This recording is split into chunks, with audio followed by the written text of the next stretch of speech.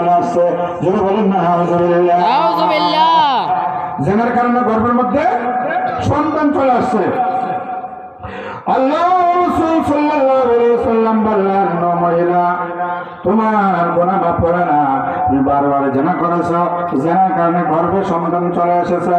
মহিলা বললেন, ইয়া রাসূলুল্লাহ, ইয়া হাবিবাল্লাহ, আমি জাহান্নামকে বড় ভয় ভাই, আমি কবরকে বড় ভয় ভাই, কবরের আযাবকে বড় ভয় ভাই, জাহান্নামের আগুন আমি সহ্য করতে পারবো না, বরদাস্ত করতে পারবো না।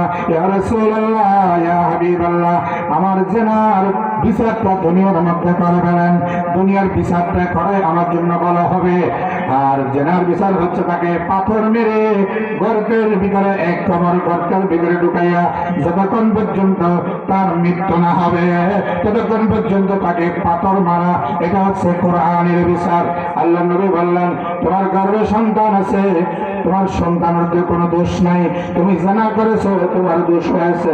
এখন যদি জানার বিচার করি তোমার গর্ভে সন্তান মারা যাবে, কাজে এখন বিচার হবে না, তুমি চলে যাও। তোমার সন্তান যখন ভূমিষ্ঠ হবে তখন তুমি আসবা, তোমাকে বিচার করে দিব, কে আমাদের মাঝে তোমার কোনো বিচার হবে না। জোরে বলেন আল্লাহু আকবার। চলে গেলেন, কিছুদিন পরে সময় মতো সন্তান ডেলিভারি হইল। এই সন্তানকে কোলে নিয়ে নবীদের দরবারে আসলেন। ইয়া রাসূলুল্লাহ, ইয়া হাবিবাল্লাহ, আমি জিনা করেছি, আমার বিচার এবারে করুন, আমার সন্তান হয়ে গেছে, আমার বিচার করুন। আপনার কোরআন সুন্নাহর মধ্যে যা বিচার হয় আমার বিচার করুন। আল্লাহ রাসূল সাল্লাল্লাহু আলাইহি ওয়াসাল্লাম বললেন, সন্তানকে দুধ খায়নি? বলে যে হ্যাঁ দুধ খায়। তোমার বুকের মধ্যে সন্তানের দুধ আছে, সন্তানের রিজিক আছে। এখন যদি তোমাকে আমি হত্যা করি তোমার সন্তানের অধিকার নষ্ট হবে, তোমার সন্তানের রিজিক নষ্ট হবে, এই জন্য এখন তোমাকে বিচার করব না। তোমার সন্তান 2-2.5 বছর পরে যখন দুধ ছেড়ে দিবে, যখন খানা খাবে, রুটি খাবে, গোশত খাবে, তখন তুমি আসবা, তোমার বিচার কোরআন অনুযায়ী হয়ে যাবে। জোরে বলেন না সুবহানাল্লাহ। লা ইলাহা ইল্লাল্লাহ, লা ইলাহা ইল্লাল্লাহ, লা ইলাহা ইল্লাল্লাহ, মুহাম্মাদুর রাসূলুল্লাহ সাল্লাল্লাহু আলাইহি ওয়াসাল্লাম। কিছুদিন পরে সন্তান যখন বড় হয়ে গেল, বুকের দুধ ছেড়ে দিল, রুটি হাতে নিয়ে রুটি খায়, গোশত খায়। এমন অবস্থার মাঝে ওই মহিলা সন্তানকে নিয়ে আসলো, এসে বললো, ইয়া রাসূলুল্লাহ, আমার সন্তান এখন নিজে খানা খায়, রুটি খায়, গোশত খায়, দেখেন এখন আমার বিচার করেন। আল্লাহ নবী সাল্লাল্লাহু আলাইহি ওয়াসাল্লাম সাহাবায়ে কেরামদেরকে ওয়াদা করলেন, একটা গর্ত করো। এক কোমর গর্ত করার পরে ওই মহিলাকে গর্তে ঢুকাইয়া চারদিক থেকে সাহাবায়ে কেরাম পাথর মারা আরম্ভ করলো। জোরে বলেন আল্লাহু আকবার, আল্লাহু আকবার, আল্লাহু আকবার। পাথর মারতে মারতে ওই মহিলা শহীদ হয়ে গেল। ইন্না লিল্লাহি ওয়া ইন্না ইলাইহি রাজিউন। আর আসুন, ওই ধরনের বিচার যদি আজ চালু থাকতো, জানাকারী মহিলা হোক, জানাকারী পুরুষ হোক, তাকে পাথর মেরে যদি হত্যা করা হতো, দুনিয়ার মাঝে আর কেউ জিনা বিচার করার সাহস পাইত না। পাইতো না? বলেন আল্লাহু আকবার, আল্লাহু আকবার। ইয়া রাসূলুল্লাহ, ইয়া হাবিবাল্লাহ, ইয়া রাসূলুল্লাহ, ইয়া হাবিবাল্লাহ, ইয়া রাসূলুল্লাহ। তাকবীর, আল্লাহু আকবার। নারে রিসালাত, ইয়া রাসূলুল্লাহ। নারে গাউসিয়া, সুন্নাত ওয়াল জামাত জিন্দাবাদ, জিন্দাবাদ। আউদুল্লাহ হুজুরের আগমন, শুভেচ্ছার স্বাগতম। বিশেষ ওয়াজির হুজুরের আগমন, শুভেচ্ছার স্বাগতম। হুজুরের পক্ষ থেকে লাল গোলাপ শুভেচ্ছা, কাশীবাসীর পক্ষ থেকে লাল গোলাপ শুভেচ্ছা। নারে তাকবীর, আল্লাহু আকবার। নারে তাকবীর, আল্লাহু আকবার। নারে রিসালাত, ইয়া রাসূলুল্লাহ। নারে গাউসিয়া, ইয়া গাউসুল আজম দস্তগীর। আহলে সুন্নাত ওয়াল জামাত জিন্দাবাদ, জিন্দাবাদ।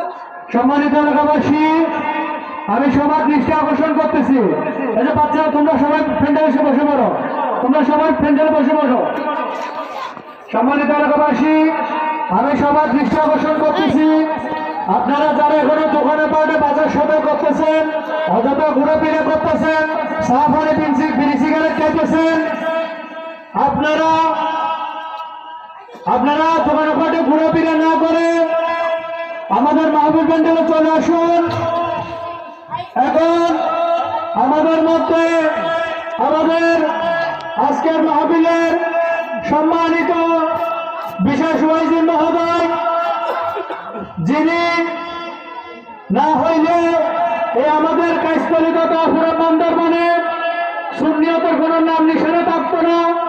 আজকের এই তুলাতুলি বাজার হিলফুল পুতুল যুব পরিষদ এবং এলাকাবাসীর উদ্যোগে আয়োজিত ষষ্ঠবারের মতো এই যে মাহফিল, এই মাহফিলের সূচনা লগ্ন থেকে অদ্যবধি এই মাহফিলটাকে সুন্দর সুচাল এবং গুছানোভাবে আয়োজন করার জন্য যার অবদান অস্বীকার করার মতো নয়, যার অবদান স্বীকার করতেই হবে, উনি আজকে আমাদের এই মাহফিলের মধ্যমণি আমাদের বিশেষ ওয়াইজিন হযরতুল আল্লামা জনাব আল-হাজ মাওলানা মুহাম্মদ আবু তালেব মঈনী সাহেব, উনি আমাদের মধ্যে উপস্থিত হয়েছেন। কিছুক্ষণের মধ্যেই উনি ওনার আলোচনা শুরু করবেন। তাই আপনারা এদিক সেদিক ঘোরাফেরা না করে, রাস্তাঘাটে দোকানে পাটে ঘোরাফেরা না করে আপনারা আমাদের মাহফিল প্যান্ডেলে এসে বসে পড়ুন। এবং আমি আমাদের যারা মেহমান আসছে, যারা দোকানদার আপনারা আসছেন, আপনারা মানুষজনকে বেচা কিনা করে ওখানে মানুষ দাঁড়াতে দিবেন না। আপনারা বেচা কিনা করেন, বেচা কিনা করে মানুষ ওখান থেকে পাঠাই দিয়ে, ওখানে যেন মানুষ জ্যাম না করে, জ্যাম ধরে পেকে না যায়, আপনারা ওখান থেকে মানুষ পাঠাই দিয়ে। মারহাবা মারহাবা, আমি এটা শেষ করছি। মা তাওফীক ইল্লা বিল্লাহ। আসসালামু আলাইকুম ওয়া রাহমাতুল্লাহি ওয়া বারাকাতুহু। আমাদের সাবেক চেয়ারম্যান সাহেব জসিম ভাই উপস্থিত হয়ে গেছেন এবং আমাদের আজকের প্রধান আকর্ষণ জনাব আবু তালেব মঈনী সাহেব স্টেজের মধ্যে চলে এসেছেন। ওনার মূল্যবান তকরির পেশ করার জন্য বিনীত অনুরোধ করছি। আসসালামু আলাইকুম ওয়া রাহমাতুল্লাহ। পবিত্র কোরআন সুন্নাহর আলোকে বিষয়ভিত্তিক আলোচনা করার জন্য আহ্বান করতেছি আমাদের মোহাম্মদ আবু তালেব মঈনী মাদ্দাজিল্লাহুল আলী সাহেবকে।